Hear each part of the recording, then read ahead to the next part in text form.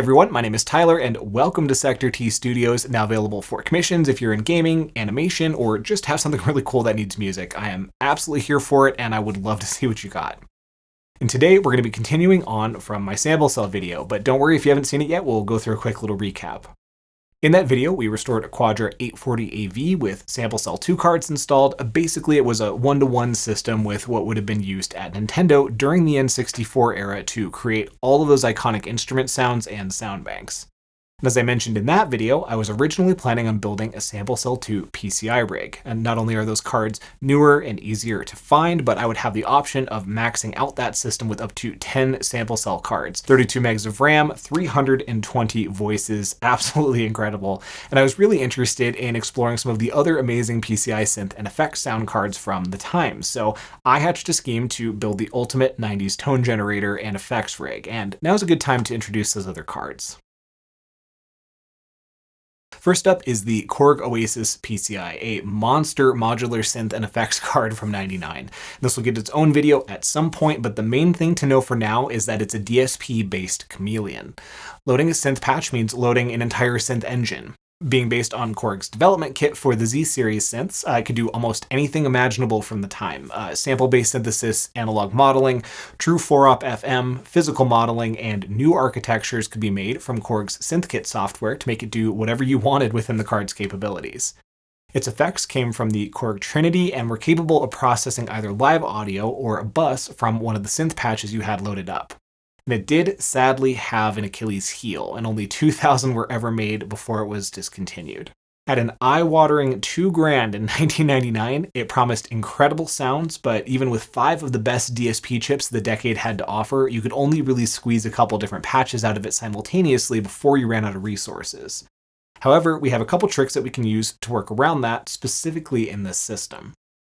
SampleCell and the Oasys PCI actually make really great companion cards. We get the best of both worlds in this case, all the polyphony we could ever need from SampleCell, and we free up resources on the Korg Oasys PCI to do what I think it does best: amazing synth sound design and running multiple monophonic leads, basses, and drum parts from all of those different engines all at the same time. And the last card was a dark horse pick for me, something I was kind of surprised I hadn't heard of before, but really glad after I found it. The Yamaha SW1000XG is an XG synth engine on a card, using the same engine from their MU series of tone generators. It was meant to be an expansion of the general MIDI standard you probably heard from old computer games or consumer keyboards, but I would describe it simply as the ultimate rompler. At 20 megabytes of included sounds, its sample-based synthesis engine covers a huge variety of both real instruments and synth patches, and you have all of the envelopes, LFOs, effects, and other traditional synth tools needed to shape it into what you want. While it can't synthesize brand new sounds, it works fantastic in layering, as most samplers and romplers do, especially with 64 voices of polyphony. But it also brings another trick that truly sends it over the top. The SW1000XG can take a Yamaha plug card piggybacked on top as a daughter card. There were many types, but essentially each card added an entire Yamaha synth engine. The one I opted for, the DX card, is a no compromises DX7 Mark I on a card, the full engine with nothing stripped. It loads the same patches and can be edited in the same way over MIDI or SysX, and in fact it's possibly the cleanest output you can get from an original DX7 engine. And some of the other options use synth technologies such as their incredible VL physical modeling, made famous on the VL1, the AN analog modeling from their AN1X, and an SG card using a proto version of the singing synthesis tech, which would later become the foundation for the Vocaloid virtual diva herself, Hatsune Miku. Armed with my arsenal of sound cards, the only question that remained was where was all of this going? Late 90s Mac would probably have been the common pick, and I did have a really cool idea using a G3 molar Mac, but I did have some big concerns about the Mac platform in general. Most Macs from the era could only take 3 or 4 PCI cards, and to go further, you needed an expansion chassis from the likes of Magma or 3-bit systems, and these are rare. The cables are proprietary and prices are inflated like crazy.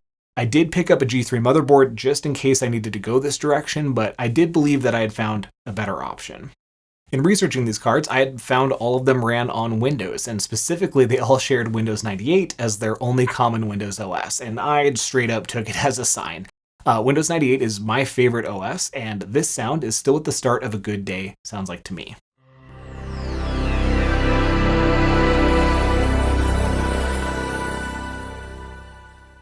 So not only would I get to use my favorite vintage OS, but I could skip the expansion chassis altogether and still expand the system to its max. I took my cue from LGR's Woodgrain 486 build, and I decided to use an industrial backplane, this time with PCI slots.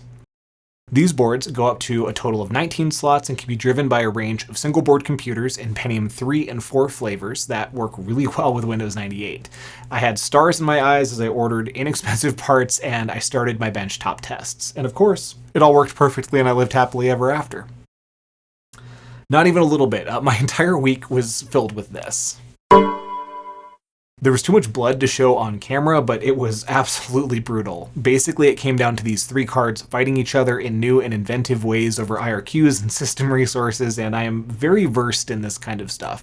So unfortunately, I think we're more in the territory of driver conflicts, which means we may not be able to find a resolution. But long story short, it was a no-go. I still have an analog of the system at home that I'm going to continue to test with. I think I'm close on it, so we'll see. That will come in another video if I do get it figured out. But after a week of troubleshooting back at that time in the studio, it was time to crawl back to the G3, unfortunately. And of course, everything went perfectly and there were no problems. And it was worse. It was worse than the first time. My G3 motherboard, unfortunately, was DOA and the shortest chapter of this tale. So luckily, I had already planned on my next move, and I found that going to a slightly newer G4 allowed me to use a slightly newer and much less expensive expansion chassis. And instead of that proprietary and expensive cable, I could use a standard 68-pin HDI SCSI cable for all of $10. I was thrilled with that. So I saw that my local Apple Rescue of Denver had a couple of G4s for sale, and I spun over there to pick one up. And within an hour of getting it all back to the studio, I had all 3 cards working simultaneously. I almost couldn't believe it. I stopped everything and I jammed out on that G4 for the rest of the night, diving deep into each of those cards and what they could do and working on music. Now confident that I had a working platform, I picked up all the pieces for an expansion chassis. While complete examples remained expensive, I found that buying the backplane, the interface cards, and the cable separately was just way cheaper. I could use a standard ATX power supply, and then future me could figure out how to house it all. I had a minor hiccup where I needed to find a specific host card with an Intel PCI chip for it to work on Mac OS 9, but other than that, it fired right up. So there I was with my working system. The G4 was on the floor and the guts of my expansion chassis were just on a piece of wood, but it was absolutely perfect for now. And I got to work on my demo track, which I'll show you in just a moment. Now, I'm sure as you've seen next to me here, this isn't how everything ended. Next time we'll go into how I went about housing this expansion chassis, leveraging aluminum extrusion and a 3D printer, and we'll get into what became of that Windows 98, now Windows XP system. Now has a full complement of Yamaha SW1000XGs and DS24 mixer cards, in addition to a little suite of Sound Blaster style FM cards, all controlled by Frequency Monster 801. Now, for my demo track of this G4, I used all 3 cards. I tried to squeeze as much as I could out of the Korg Oasys and had a ton of fun doing it and working on it. I used my DX card from the SW1000. I really just tried to push what the system could do. So this one's called Steel on Parade. Again, I had a ton of fun with it, and I really hope you enjoy it. And I'll catch you on the next one.